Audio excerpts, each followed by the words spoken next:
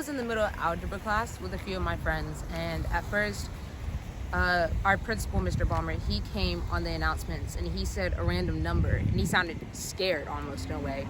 And we didn't know what the number was, and he said we were on lockdown and to start barricading. And this siren that we had never heard before started going off, and our teacher ran over to lock the door and turn off the lights, and she said she needed help. So we started barricading the doors and getting books and things like that, and we all kind of sat down and started like getting close together and huddling.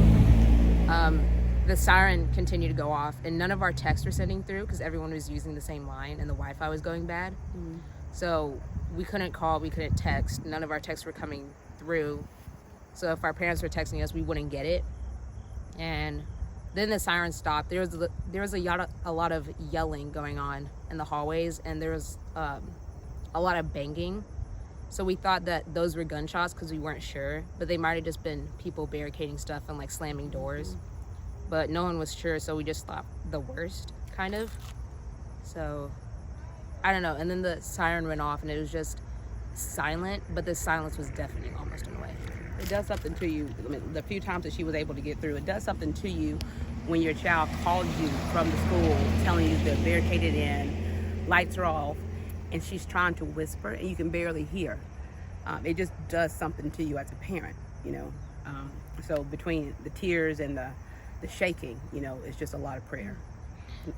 There will definitely be a lot of conversation about it in each bell. I think that the teachers will bring it up, just make sure everyone's okay mentally, how we did over the weekend. I don't think that on Monday we'll have much to do, like much work. I think that everyone's just kind of, it's going to be more of a chill day.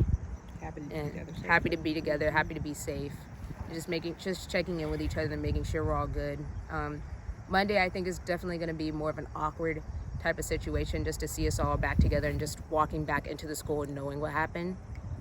Even though it was a hoax, it didn't seem like a hoax because the securities were running through the halls, making sure the doors are locked, saying this isn't a drill, make sure you're safe, stay inside, things like that. So, yeah.